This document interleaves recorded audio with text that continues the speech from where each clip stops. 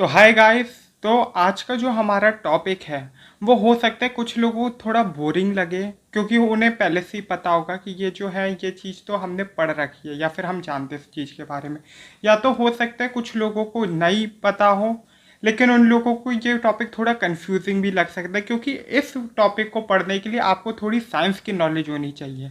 तो हो सकता है, लेकिन कुछ साइंस के बच्चों को हो सकता है ये टॉपिक बोरिंग लगे, क्योंकि वो इस टॉपिक को एक्स्ट्रास में पढ़ते हैं। आज हम जिस टॉपिक के बारे में बात करने वाले वो है the theory of special creation. तो हम बात कर रहे हैं, हम लोग सेकंड थर्ड क्लास में जब हमारा इंट्रोडक्शन पहली बार साइंस के साथ होता है, साइंस में हम पढ़ते हैं living thing and non living thing. इस तरीके से साइंस की शुरुआत होती है हमारी सेकंड या थर्ड क्लास से। धीरे धीरे करके बॉडी पार्ट्स आ जाते हैं, फिर ऑर्गन सिस्टम आ जाते हैं, इन्वायरमेंट आ जाता है, काफ़ी चीज़ें आती रहती हैं। फिर 9th-10th में जब हम लोग आते हैं तो साइंस एक बहुत बड़ा कर्व लेती है, एक बहुत बड़ा टर्न लेती है, जिसमें एक नया टॉपिक आता है। वो टॉपिक है एवोल्यूशन। अगर बहुत से लोग 10th के बाद भी 10+2 में और फिर उसके बाद ग्रेजुएशन में भी साइंस लेते, लाइफ साइंस, तो वो जानते हैं कि फिर एवोल्यूशन ही बेस बन जाता है और एवोल्यूशन के चारों तरफ साइंस घूमने लगती है।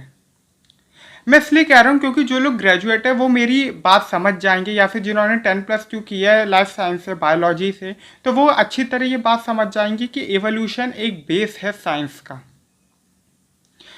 तो हम बात करें थ्योरी ऑफ स्पेशल क्रिएशन से। आज से हम 100-200 साल पहले अगर चले जाएं, जब इस दुनिया में चार्ल्स डार्विन जैसा बंदा आया ही नहीं था, कॉन्सेप्ट्स क्या थे जब साइंस के बारे में, एवोल्यूशन के बारे में इस दुनिया को नॉलेज नहीं थी। हम बात करें आज के नॉर्मल इंसान से, तो नॉर्मल इंसान अच्छी तरह बता सकता है कि इंसान कब आए, कैसे आए, एप से ही इवॉल्व हुए हैं। लेकिन बहुत से लोग जो हैं, जो हमारी सोसाइटी में रह रहे हैं, जिनसे अगर मैं पूछूं कि क्या आप एडम ईव के वंशज हो, तो बहुत से लोग कहेंगे कि हाँ, लेकिन वो लोग ये भी कहेंगे कि नहीं, हमारे पूर्वज एप्स थे, बंदर थे हमारे पूर्वज। तो अब हम उस टाइम पे जाते जब चार्ल्स डार्विन इस दुनिया में नहीं आया था।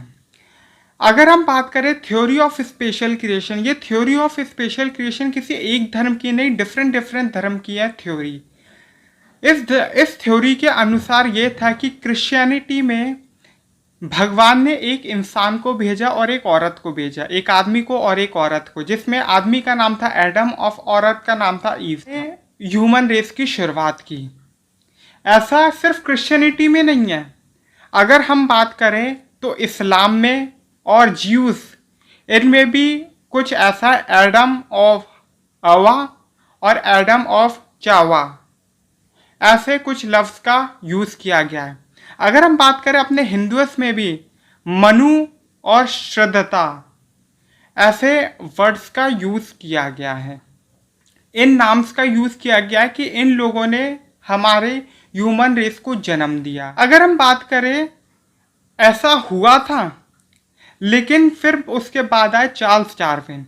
चार्ल्स डार्विन इस दुनिया का पहला बंदा था जिसने ये कही थी कि हम इंसान एडम ईव के वंशज नहीं, हम एडम ईव की आगे की पीढ़ी नहीं है, बल्कि हम तो बंदर के आगे की पीढ़ी है।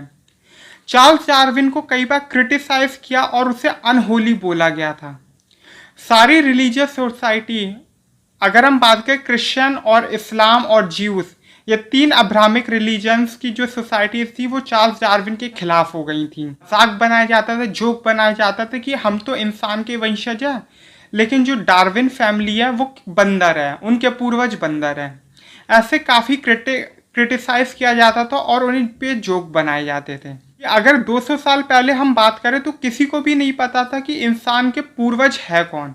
चार्ल्स डार्विन ने कई थ्योरीज से ये प्रूफ किया था कि एप्स ही इंसान के वंशज थे, और एप्स ही नहीं, हर किसी का कोई वंशज होता है जो कि डिफरेंट एनिमल होता है। एवोल्यूशन की थ्योरी को बाद में डिफरेंट डिफरेंट रिलीजियस सोसाइटी ने अपनाया, चाहे वो कैथोलिक्स हो, चाहे इस्लाम हो, चाहे हिंदुइज्म हो, चाहे क्रिश्चियनिटी हो, चाहे ज्यूस हो, सब ने फिर एक टाइम बाद इन थ्योरी को अपनाया। तो थ्योरी ऑफ स्पेशल क्रिएशन एक तरीके से एक गलत था, एक झूठ था, जो 200 साल पहले तक पूरे ह्यूमन रेस को सुनाया गया था। एडम एंड ईव जैसी कोई चीज़ नहीं थी, ये सिर्फ एक मिथ है, माइथोलॉजी आप इसे कह सकते हो, जो कभी सच थी नहीं। यहीं से शुरू होती है शुरुआत चार्ल्स डार्विन की।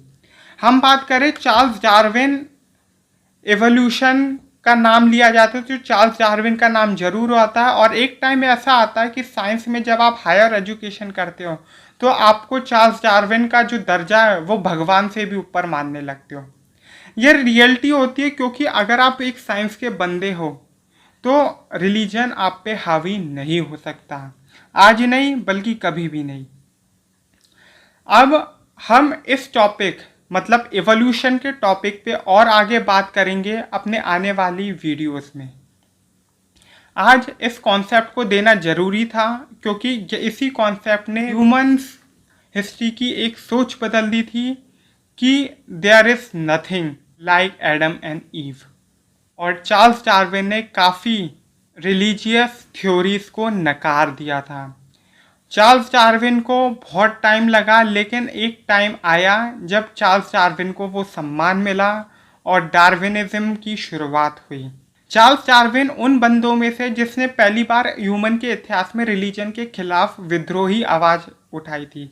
उसके बाद पोप फ्रांसिस ने खुद इसे एक्सेप्ट किया कि हाँ भाई, जेनेटिक्स, एवोल्यूशन ऐसी चीज़ एग्जिस्ट करती है, और अपने रिलीजन में उसको एक जगह दी, विशेष जगह दी।